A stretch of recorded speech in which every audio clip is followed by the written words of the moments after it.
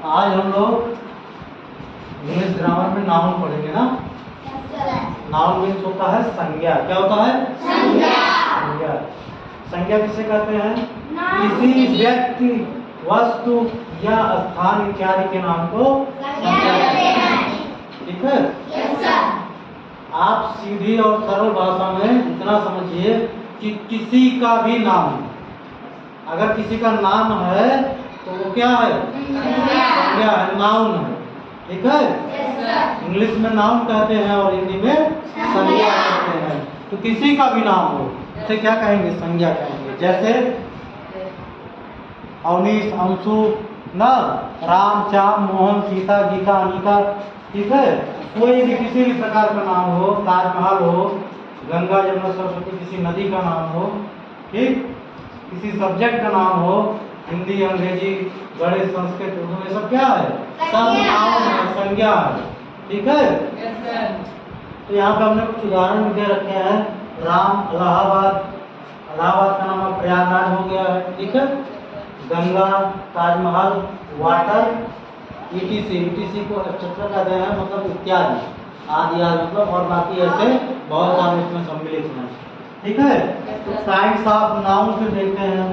Kinds of noun मतलब संज्ञा के प्रकार। तो संज्ञा के 5 प्रकार होते हैं। नाउन के कितने भेद होते हैं? 5 भेद होते हैं, 5 प्रकार होते हैं। कौन कौन से? Proper noun, common noun, collective noun, material noun, abstract noun. Proper noun को हिंदी में कहते हैं व्यक्तिवाचक, कॉमन नाउन को कहते हैं जातिवाचक, कलेक्टिव नाउन को कहते हैं समूहवाचक, मैटेरियल नाउन को कहते हैं पदार्थवाचक और एब्स्ट्रैक्ट नाउन को कहते हैं भाववाचक। अब इसकी परिभाषा फिलहाल आप लोगों के लेवल पे जो है लिखवाने की और रटने की आवश्यकता नहीं है, लेकिन जानते रहिए, समझते रहिए। किसे कहते हैं? प्रॉपर नाउन का मतलब होता है व्यक्तिवाचक संज्ञा। जैसा कि नाम से ही स्पष्ट है कि जब किसी व्यक्ति विशेष की बात हो रही हो तो उसे क्या कहते हैं? व्यक्तिवाचक संज्ञा कहते हैं। उसका उदाहरण देखिए, यहाँ लिखा गया है राम, पटना, गंगा। पटना क्या है? किसी स्थान का नाम है। राम व्यक्ति का नाम है। ठीक? गंगा एक नदी का नाम है। कभी कभी लड़कियों का नाम भी गंगा लोग रख देते हैं ना। रामायण एक धार्मिक पुस्तक है हिंदुओं की। ठीक? इसी तरीके से कुरान भी है। कुरान मुस्लिमों की धार्मिक ग्रंथ है, धार्मिक पुस्तक है। होली, होली त्योहार का नाम है। मंडे दिन है, इंग्लिश सब्जेक्ट है। ठीक है? और इंग्लिश लैंग्वेज भी होता है। ठीक? दिवाली क्या है? त्योहार है। टाइम्स ऑफ इंडिया एक अखबार का नाम है। जैसे आप लोग दैनिक जागरण, अमर उजाला ये सब जानते हो ना, वैसे एक टाइम्स ऑफ इंडिया न्यूज़पेपर भी होता है। ठीक है? इसके बाद है कॉमन नाउन। कॉमन नाउन को हिंदी में कहते हैं जातिवाचक संज्ञा। ठीक? जैसे doctor, girl, country, city, book, river, dog, newspaper etcetera. जैसे डॉक्टर क्या है? डॉक्टर आप भी हो सकते हो, आप भी हो सकते हो, कोई हो सकते हो। तो कॉमन नाउन हुआ कि नहीं? मतलब अगर हम नंदिनी डॉक्टर हो जाए, ठीक, तो नंदिनी के लिए भी हम डॉक्टर कहेंगे ना। अंशु डॉक्टर हो जाए तो अंशु के लिए भी डॉक्टर कहेंगे। रोहन डॉक्टर हो जाए तो उसको भी कहेंगे। ठीक है? कोई भी, मतलब चाहे पुरुष हो चाहे महिला हो, जनरली हम दोनों के लिए डॉक्टर। पुलिस, ठीक है, पुरुष के लिए भी यूज करते हैं, महिला के लिए भी यूज करते हैं। गर्ल, अब लड़की, भाई लड़की तो देखा जाए तो सीता भी लड़की है, गीता भी लड़की है ना। तो ये भी कॉमन नाउन हो गया। कंट्री, इंडिया, पाकिस्तान, चाइना, रसिया, हाँ, अमेरिका, जापान, ये सब क्या है? तमाम देश के नाम है। ठीक? इसीलिए इसको कॉमन नाउन कहा गया। सिटी में कोई भी सिटी हो सकती है। इलाहाबाद है, बहराइच है, लखनऊ है, कानपुर, अम्बेडकर नगर, आजमगढ़ ना। तो ये सब क्या है? सिटी है, शहर है। ठीक है? या डिस्ट्रिक्ट भी है। बुक, अब बुक में मैथ की भी बुक हो सकती है, साइंस की भी हो सकती है, इंग्लिश की भी हो सकती है। ठीक? इसमें बुक को भी कॉमन नाउन कहा गया। रिवर, रिवर तमाम नदियां हैं, गंगा, जमुना, सरस्वती, कृष्णा, कावेरी, गोदावरी ना। तो किसी भी नदी के लिए जो है हम कॉमन रूप से रिवर का प्रयोग करते हैं। इसी तरीके से डॉग, डॉग का भी नाम होता है, जैसा भी आप लोगों ने बताया, टॉमी, शेरू, है ना। इस तरीके से न्यूज़पेपर भी अभी हमने आपको बताया कि टाइम्स ऑफ इंडिया है, ठीक। और कौन सा न्यूज़पेपर है? उजाला, अमर उजाला है, दैनिक जागरण है, हिंदुस्तान है। तो ये क्या है? न्यूज़पेपर है। तो यहाँ पर न्यूज़पेपर को हिंदी में समाचार पत्र कहा जाता है। देखिए, अगर किसी एक का नाम लिया जा रहा है, जैसे मान लीजिए अमर उजाला की बात कर रहे हैं, दैनिक जागरण की बात कर रहे हैं या हिंदुस्तान की बात कर रहे हैं, ठीक, तो वहाँ पर प्रॉपर नाम होगा। क्यों? क्योंकि उसका नाम लिया जा रहा है। लेकिन जब सबको कॉमन रूप से क्या कह दिया गया? न्यूज़पेपर कह दिया गया, किसी का नाम नहीं लिया गया, तो वहाँ पर क्या हो जाएगा? जातिवाचक संज्ञा हो जाएगी, कॉमन नाउन। कलेक्टिव नाउन में क्या होता है? समूहवाचक संज्ञा, जिससे किसी समूह का बोध हो। जैसे क्लास, अब ये क्लास में ढेर सारे बच्चे हैं ना, तो इसीलिए इसको क्या कहा गया? कलेक्टिव नाउन में रखा गया। क्राउड है, भीड़ में ढेर सारे लोग होते हैं, नहीं एक समूह होता है लोगों का, इसलिए इसको कलेक्टिव में रखा गया। आर्मी, सेना में क्या होती है?